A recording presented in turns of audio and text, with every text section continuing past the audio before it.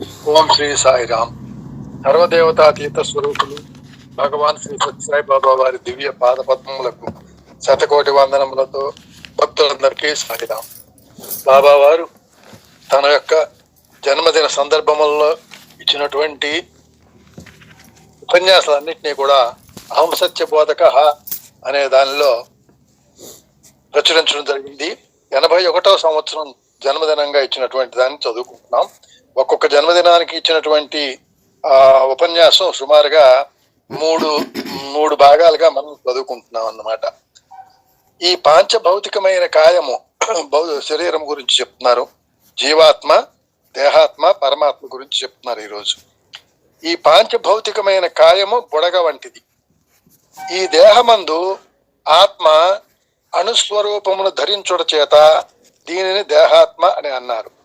అనగా ఈ దేహంలో గోడకి ఇటుకలు ఎలా పేర్చబెడితే వాడ ఆకారం వస్తుందో మన శరీరం కూడా ఇలాంటి ఇటుకల సమూహములాగా అణువు అణువు అణువు కలిసి ఏర్పడుతోంది. ఇది అందుకని దీన్ని దేహాత్మ అన్నారు. అణువుల అణుస్వరూపము వలన దేహాత్మ. ఇక జీవాత్మ అనగా కార్యస్వరూపమును ధరించిన తత్వము అని అర్థం. జీవాత్మ అంటే కార్యస్వరూపమును ధరించిన తత్వం. ఈ సర్వ చైతన్యము సమస్త పదార్థములను కదిలిస్తుంది. కానీ అతి దగ్గరకు వచ్చేసరికి అణిగిమణిగి ఉంటుంది. అయితే చైతన్యములో కూడాను ఆత్మ అణుస్వరూపమును ధరించి ఉంటుంది.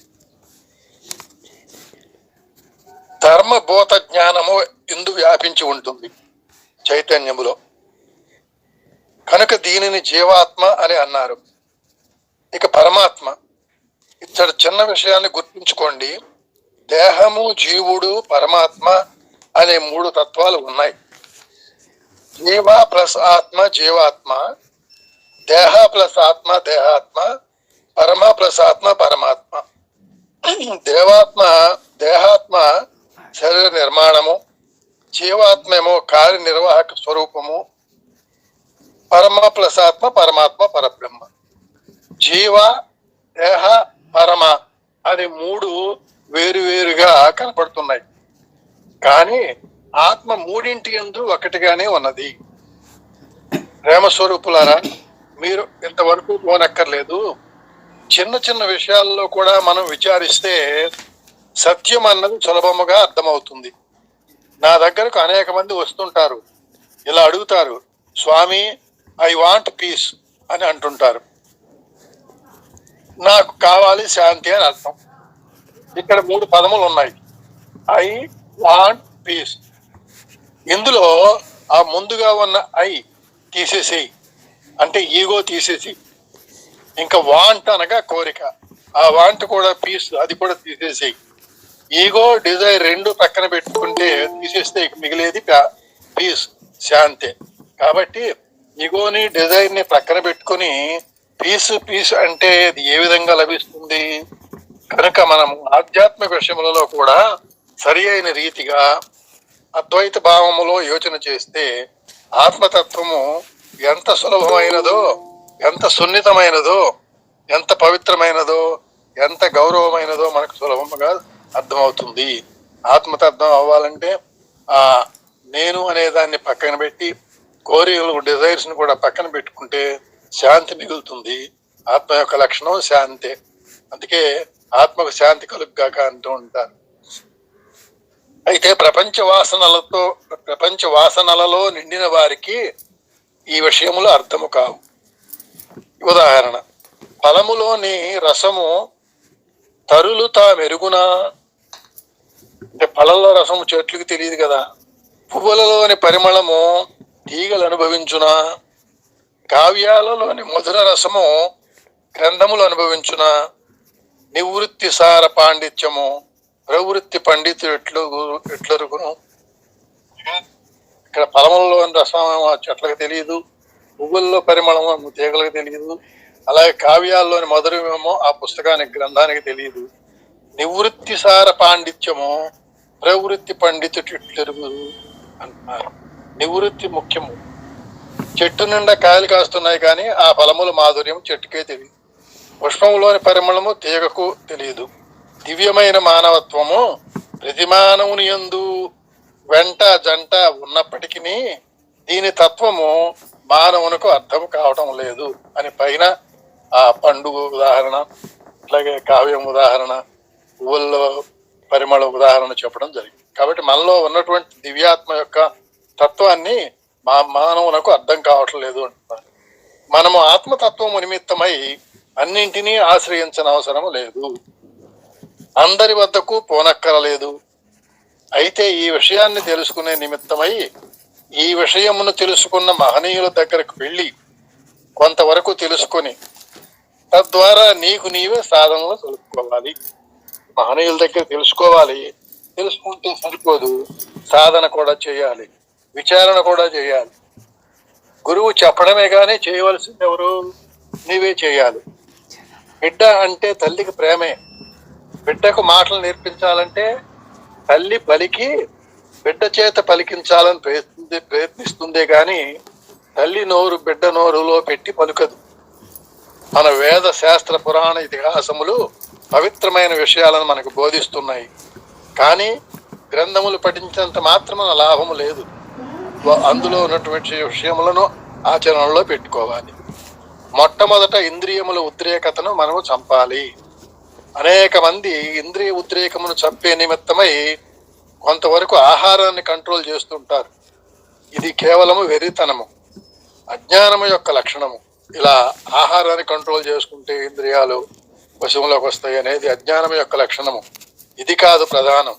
సత్యాన్ని తెలుసుకున్న తర్వాత ఉద్రేకములు తమంతట తామే నిలిచిపోతాయి. సత్యమైనది ఏది, అసత్యమైనది ఏది, వివేకము ఉపయోగించుకొని వైరాగ్యమును పెంచుకున్నట్లయితే సత్యం తెలుస్తుంది.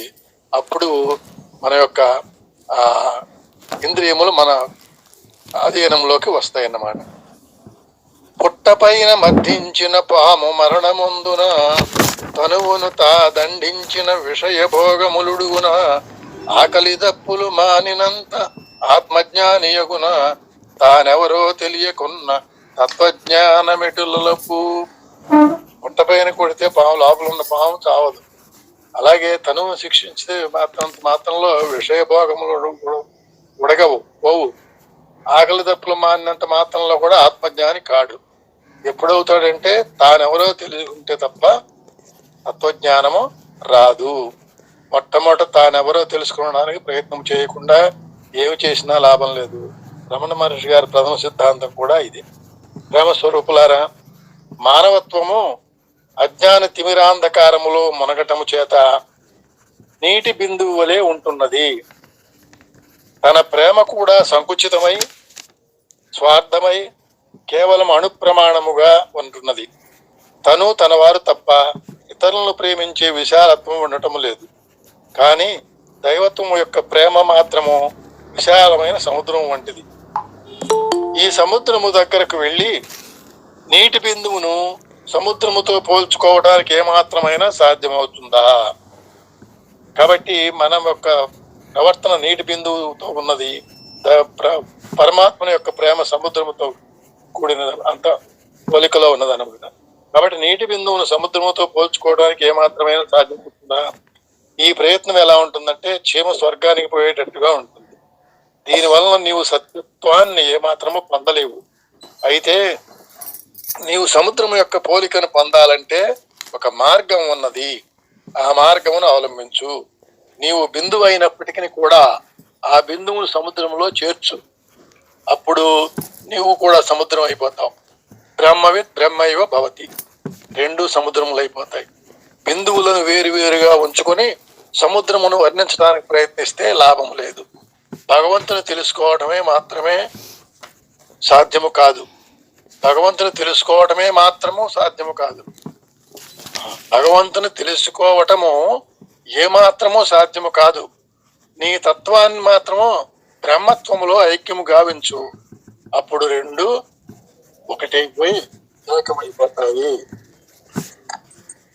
ఈ విధమైన ఐక్యతకు మానవుడు పాటుపడాలే గాని నాకు నేనే నీకు నీవే అని అనుకుంటే దానివల్ల సమత్వము గాని ఆనందము గాని లభించడం కల్లా కల్లా కల్లా 3 సార్లు చెప్తున్నారు. అయితే ఈ ఆత్మతత్వాన్ని తెలుసుకోవడానికి మరొక ఆత్మ కావాలా అని కొంతవరకు సందేహం ఉండొచ్చు. ఇది కూడా అజ్ఞానమే. దీపం ఎక్కడ వెలుగుతుందో తెలుసుకోవడానికి ఇంకో దీపం అవసరం ఉంటుందా? దీపమే వెలుగుతుంటే దాన్ని చూడటానికి ఇంకో దీపంతో పని ఏంటి? ఆత్మతత్వము స్వప్రకాశమే వెలుగుతూ ఉంటుంది. రాత్రి అందు చంద్రుడు వెలుగుతుంటే టార్చ్ లైటో పెట్రోల్ బాక్స్ లైటో తీసుకుని పోవడం ఎంత వెరితనం. చంద్రుని వెలుతురు ఆధారంగానే చంద్రుని చూడాలి. ప్రేమ స్వరూపుడు ప్రకాశిస్తున్నాడు. ఈ ప్రకారమును ఆధారము చేసుకుని ఆ ప్రేమ స్వరూపుని పొందాలి. వేరే మార్గమును అనుమతించితమా ఆ స్థానమును గాని ఆ గుణమును గాని పొందలేము. అనగా మనమే ప్రేమమయులమైన పరమాత్మని మనం అర్థం చేసుకోవాలంటున్నారు. ఆత్మ అణుస్వరూపమై అన్ని పదార్థములందు ప్రకాశించడం చేత సర్వ పదార్థములు ఆత్మకు స్వరూపములుగా నిలుస్తాయి. అందుకనే వేదమునందు ఈశ్వర సర్వభూతానాం ఈశావాస్యమిదం సర్వం అని అన్నారు. సర్వత్రా ఈశ్వరత్వం ఉన్నదనే దానిని మనం ఎల్లప్పుడూ గుర్తించుకోవాలి. కానీ ఇది గుర్తించుకొని వాక్యములలో పెట్టినంత మాత్రమున ప్రయోజనము లేదు. దాన్ని అనుభవించాలి, ఆచరించాలి, అందుకు తగిన కృషి చేయాలి. అప్పుడే తాదాత్మ్య భావం పొందగలుగుతాం. ఒక గురువు శిష్యునకు శివోహం శివోహం అనే మంత్రాన్ని ఉపదేశించాట. అలాగే ఆ శిష్యుడు ఒక చోట కూర్చుని శివోహం శివోహం అనేవాడు జపం చేస్తున్నాడు. అతని దగ్గర ఒక మిత్రుడు వచ్చి, ఏమిటయ్యా ఇప్పుడు శివోహం శివోహం అని అంటున్నావు, దీని అర్థం ఏమిటి అని ప్రశ్నించాడు. నేనే శివుడను అని అర్థం చెప్పాడు. సరే చెప్పాడు, కానీ ఈ విశ్వాసం అతనిలో దృఢముగా ఉండాలి కదా. అందుకని అతను పరీక్షించడానికి ఆ వచ్చిన మిత్రుడు, నీవు శివోహం నేనే శివుడుని అంటున్నావు కదా, నీకు పార్వతీదేవి ఏమి అవుతుంది అని ప్రశ్నించాడు.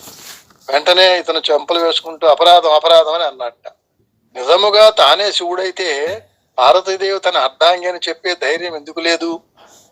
పదముల అర్థము తెలుసుకుని దానిని తాదాత్మ్య భావముతో పెట్టకపోయినప్పుడు తాను శివత్వమును ఉచ్చరించి ఏమి ప్రయోజనము? ఈ అజ్ఞానము చేతనే మనకు దుఃఖం ప్రాప్తిస్తోంది.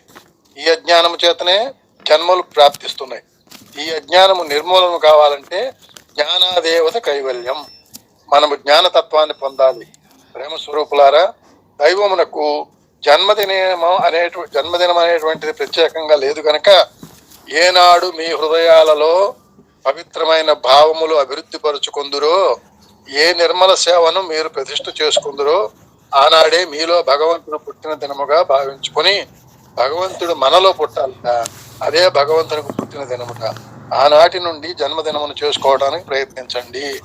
మీరు విన్న విషయాలు, మీరు తెలుసుకున్న విషయాలు కొన్నింటినైనా మీరు ఆచరణ ఉంచుకొని మీరు ముందు చేసి, తద్వారా మీరు ఆదర్శప్రాయులై భారతదేశం యొక్క పవిత్ర సంస్కృతిని ఆచరణ పూర్వకమైన ప్రచార ప్రబోధలు సలిపి తద్వారా భారతీయ సంస్కృతిని పునరుద్ధరింపజేస్తారని నేను ఆశిస్తూ ఆశీర్వదిస్తూ నా ప్రసంగాన్ని విరమిస్తున్నాను అని 23/11/81 జన్మదినోత్సవం స్వామి వారు ఈ సత్సంగాన్ని ప్రసాదం చేశారు. సాయిరాం.